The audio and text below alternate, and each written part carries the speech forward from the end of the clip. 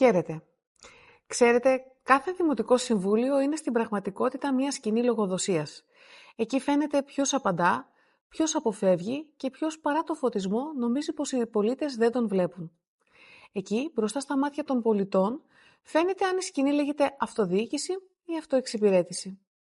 Στον όμορφο ασπρόπυργό μας, εδώ και 2 χρόνια, παρακολουθούμε μια διοίκηση που επιμένει στο ίδιο σενάριο. Τον κύριο Ηλία να επαναλαμβάνει σε κάθε συνεδρίαση το ίδιο μοτίβο. Φταίνε όλοι οι άλλοι, ποτέ η διοίκηση. Θα είμαι ειλικρινής. Στην αρχή τα να είστε βέβαιοι είχαν μία δόση χιούμορ. Σήμερα όμως το χαμόγελο έχει παγώσει. Ο σοφός και ο απλός λαός το έχει πει ξεκάθαρα. Όπου ακούς πολλά κεράσια, κράτα μικρό καλάθι. Και μια δεύτερη παροιμία, απολύτως μεταφορική, μια του κλέφτη, 2 του κλέφτη. Ας αφήσουμε όμως τις παροιμίες.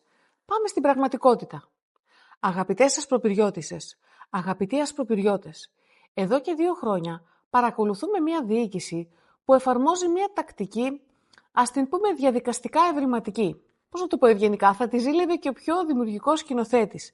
Γιατί δείτε, οι ερωτήσεις που θέτει η αντιπολίτευση δεν απαντώνται στην αρχή της συνεδρίασης όπως άλλοτε, για να ενημερώνονται οι πολίτες.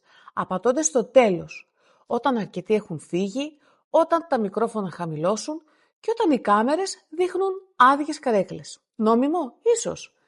Ηθικό. Και όταν πέφτει η αυλαία, όσα ρωτήθηκαν μένουν μετέωρα, σαν υπότιτλοι χωρίς ήχο.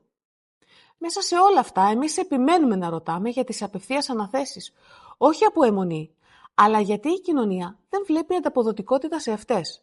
Βλέπει επιλεκτικότητα των αναδόχων. Πρόσφατα, όταν προσπάθησα να θέσω ερωτήματα προημερησίας διάταξης, ο πρόεδρος του Δημοτικού Συμβουλίου μου είπε τις προτάσεις και τις ανακοινώσεις να τις δημοσιεύω στα social media. Να τις κάνω τι, να τις βάζω σε story, με φίλτρο, σε reels, με μουσική επένδυση. Δυστυχώς δεν ήταν χιούμορ, ήταν προτροπή στη σιωπή. Και εμείς κάναμε το ακριβώς αντίθετο. Συνεχίσαμε να μιλάμε. Γιατί την ίδια στιγμή βλέπουμε ακίνητα που συνδέονται με τον κύριο Ηλία και ο ίδιος ως δήμαρχος υπογράφει απευθείας αναθέσεις στον εκμισθωτή του. 2 φορές. Σαν να λέμε μία δεν ήταν αρκετή, να το κάνουμε sequel. Και να ήταν μόνο αυτό. Στο site του Δήμου εμφανίζονται ψευδείς πληροφορίες για τον φορέα πιστοποίησης των υπηρεσιών ISO, ενώ στην πραγματικότητα πρόκειται για άλλη εταιρεία που πιστοποίησε αυτές τις υπηρεσίες, πάρα πολύ μικρή, σχεδόν πρωτοεμφανιζόμενη. Και όταν οι σχετικές αναθέσεις είναι κοστολογημένες υπέρ του δέοντος, εκτός λογικής και αγοράς, έχουμε υποχρέωση θεσμική να ρωτήσουμε, οφείλουμε να ρωτήσουμε. Και φυσικά υπάρχουν και εκείνες οι επιχειρήσεις των νεοκτήστων που υπάρχουν μόνο στα χαρτιά, γιατί αν πας να τις βρεις δεν θα συναντήσεις καμία από αυτές. Αγαπητοί συμπολίτες, όλα αυτά δεν είναι μικροπράγματα. Είναι δείγματα ενός ύφους διοίκησης που θεωρεί τη διαφάνεια προαιρετική και τη λογοδοσία ενοχλητική. Ρωτώ λοιπόν, γιατί αυξάνονται τα κόστη των ίδιων δράσεων των ΚΔΑΠ όταν οι υπηρεσίες παραμένουν ίδιες? Γιατί ο Δήμος μετά από τόσα χρόνια δεν έχει τις απαιτούμενες άδειες λειτουργίας των δομών όπως προβλέπει ο νόμος?